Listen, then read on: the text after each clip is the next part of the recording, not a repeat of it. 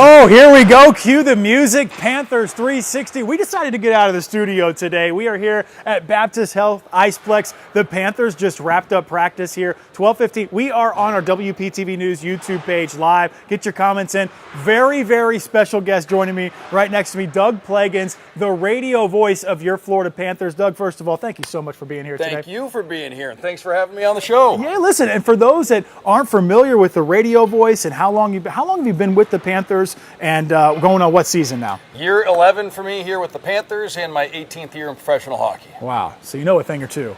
That's why we brought you on. I hope so. Listen, so you travel with the team, you see them intimately, you see every game, you call every game, you do a great job with Thank it. you. We're at the 10-game mark right now. What are you seeing from the early version of this form of the Panthers team, even dealing with the injuries? Do you like what you see? What going to tell the viewers what you've seen from the press box? Well, I do like what I've seen. And 10 games in, this is enough of a sample size now that I think you can start to formulate some opinions. You can see some of how things might look long term. And for this group coming in, even though there is so much continuity, and we can get to that in a moment, you knew it was going to look a little different because Alexander Barkov had the unfortunate injury during training camp. We knew Matthew Tkachuk was going to be out, and it's a matter of time for him. Still wait and see there. Bill Zito in training camp said December-ish, hopefully, for a return on him. So we'll wait and see there. And then on that first road trip the Panthers had, they got the tough news that Dmitry Kulikov was going to be out for 5 months. And Tomas Nosek, who was a big part of the Panthers on the Cup run last year, he's out long-term. So you knew it was going to look a little bit different at least. Now, you look at the lineup the Panthers have, these last handful of games. You and I talked about it off the air a little bit. 16 of the 18 skaters the Panthers had on the ice in their last game, and this has been the case for most games this season, played for the Panthers in the playoffs last year. That core. So, yeah, there's a lot of continuity with this team, even with the injuries. And when you have that kind of continuity, and you have a lot of players who are slotted properly for their styles of play. You don't look at the Panthers depth chart or the lines and think that somebody's miscast or somebody's out of place. It still is a very good roster. So a lot of credit goes to Bill Zito there for assembling a roster of this caliber, and Paul Maurice getting everybody in places to succeed. That being said, you knew it was going to look a little bit different because Alexander Barkov, Matthew Tkachuk, these aren't just two of the Panthers' best players. These are two of the best players in the league. On the planet. That's 160 to 180 points, maybe more, out of the lineup over the course of a whole season, of course. You're hoping that you can get Matthew Tkachuk back in December-ish, and Barkov will wait and see as far as that goes. So there's a lot of points out of the lineup right now as far as the Panthers go. Offensively, you figured it might be a little bit different, but if that last game against Vegas is any indication, everything clicked against the biggest test the Panthers have had through the 10 games so far. That was the toughest team they played. I'm glad you bring up Vegas and the game that we're referencing because Bob had his first shutout of the year. In fact, in the clip provided by the Florida Panthers, let's hear what Sergei Bobrovsky said after that win at home against Vegas. It's definitely lots of games. You know, I thank God for the journey. I thank the players what I played with and coaches what I've been coached. So it's but I'm excited about future. So it's all in the past, and I'm excited about next game.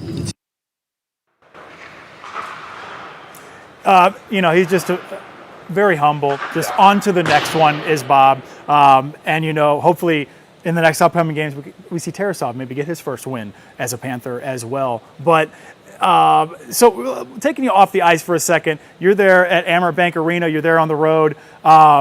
11 years in, you've had two of the most famous, if not, listen, I rank them as two of the most famous calls ever in Panthers radio history. You're Stanley Cup champion. They're raising it.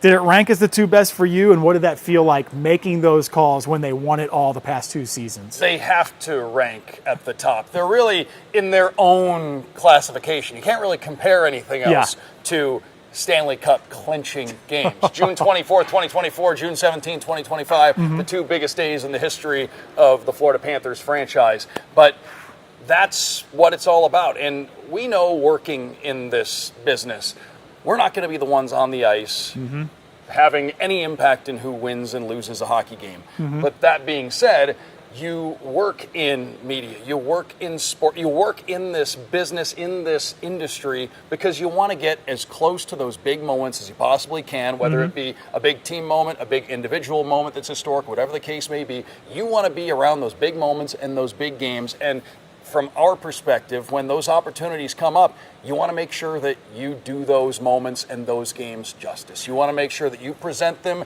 in a way that the folks out there are going to enjoy, that we can be proud of, and we can leave at the end of it knowing that even though we didn't have any impact in what happened there, we hope that we were able to present it in the best way possible, because this is history. This is history that is taking place. Did you know what you wanted to say? Did you have something pre-planned, like I'm going to say it like this, or was it totally spur of the moment? Because you have to get that call right.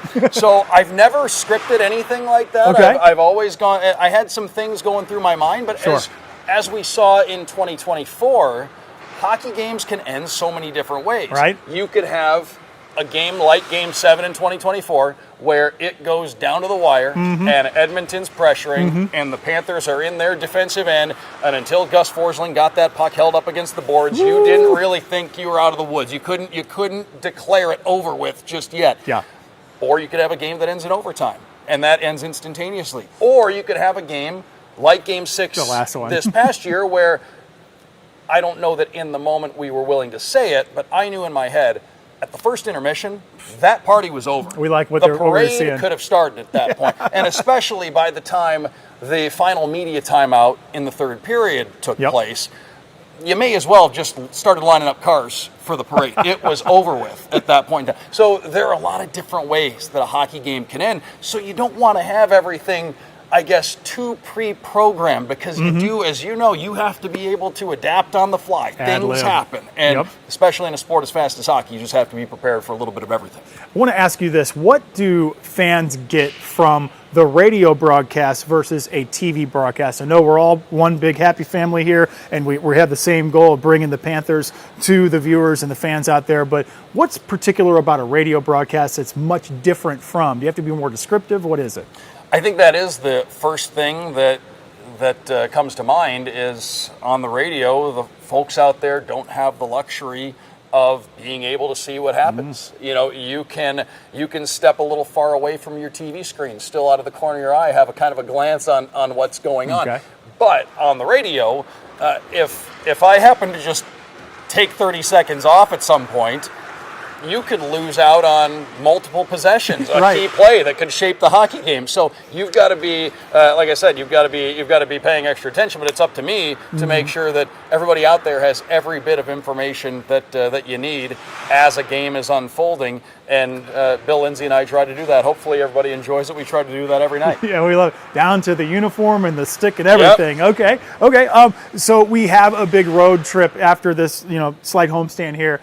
There's the West Coast road trip, and I'll ask you about what you kind of predict and what we're going to see there. But do you have a certain game day routine? We want Panthers 360 fans and our YouTube viewers right now at home to know. We talked to Steve Goldstein about his. We're all different here. When it's game day for you, do you have this ritual, or is it something else? I wouldn't say it's ritual. I would say it's almost more just routine, because I do have a lot of items I have to check off that need to get done every game day. I come to morning skate. Afterward, there's a media availability. That's when we get our interviews done for the pregame show.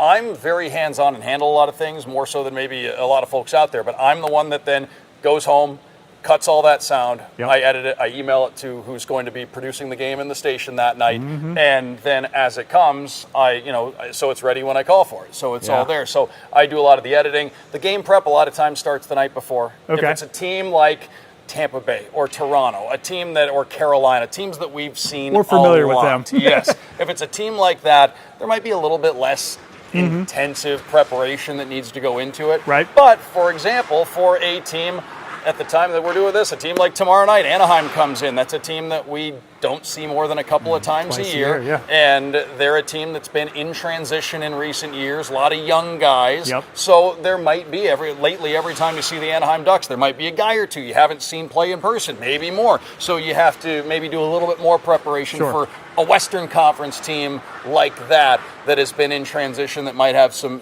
new names in the mix. So the game prep usually starts the night before. I get to the arena. I like to get there early, have everything set up, because I just don't like surprises. I don't like that. I don't like any surprise. guys. I like to make sure that we get there, it's all ready to go. I can eat something, throw the headset on when it's time to go on the air, and we're all good. Well, gotta love it. Well, getting out to the West Coast, we are coming up on that road swing. You have been part of those over the years. What is it about the West Coast? You try to hit as many teams as possible. I know we're going to have the Ducks again, the Kings.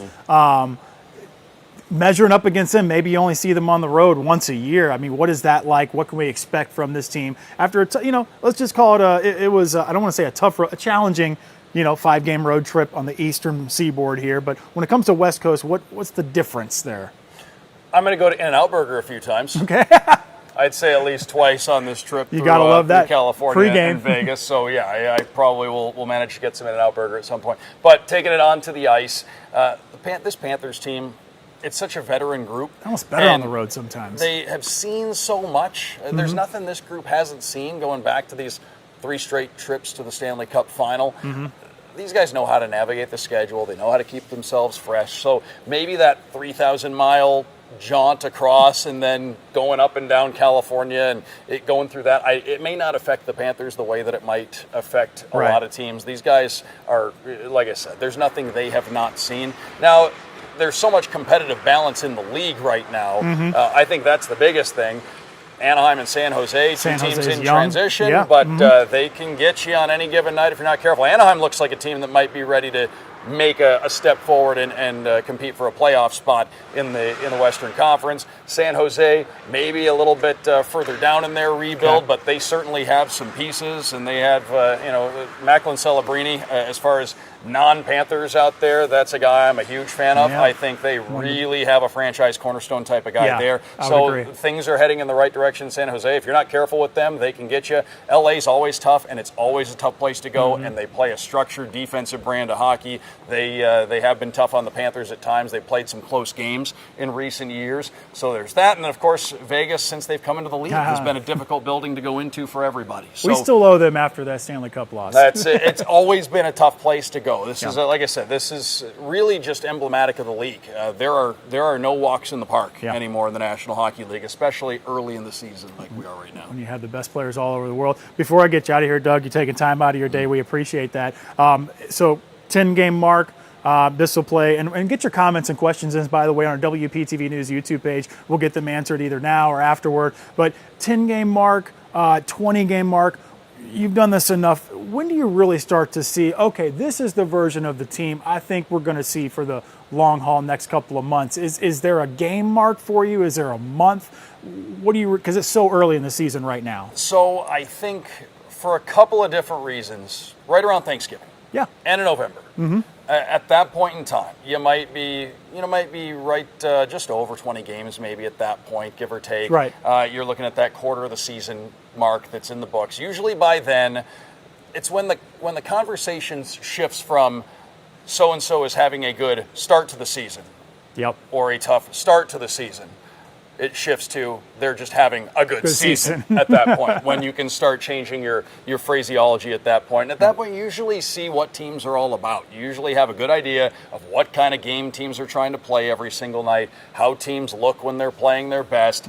You've been able to see the trends by that point in time. Plus, there's the old stat. I think it's around 3/4 of the time, teams that are in the playoff picture on that day, when they wake up on Thanksgiving, teams that are in the playoff mix that day, 3/4 of the time make the playoffs. Now, the Panthers, I believe, back in the first year they went to the final, the year they lost to Vegas, they were the exception to that. Right. They were on the outside looking in that year, wound up obviously getting into the playoffs, had a great second half of the year, went to the Cup final, and clearly things have been just fine since. I do think that a lot more can change nowadays maybe than in previous years. I mean, there's so much, as we said, competitive balance. I think at that point you're going to have most of the league still believing they are a playoff contender, whether they're in the mix or out on that day. I just think things are going to be really compact standings-wise this year.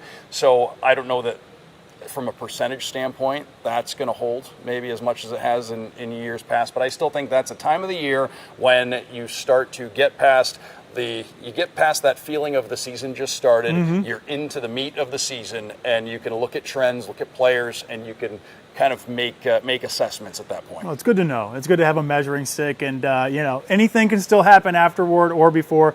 This is Doug Plagens. This is the radio voice of the Florida Panthers. We are so glad you joined us Thanks for on the having me. WPTV News YouTube page. You can join us, comments, questions, anything you have for Doug. We'll try to get it answered, a little after this. But you've got a whole week to get ready for. We got a homestand and then a long road trip. Yep. How about that? The first road trip was about a week and a half long. Yep.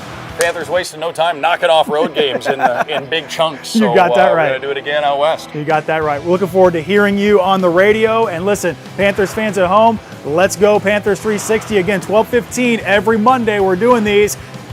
Doug Plagens this week. Who knows who will be next week? We thank you so much for joining us. We'll see you later.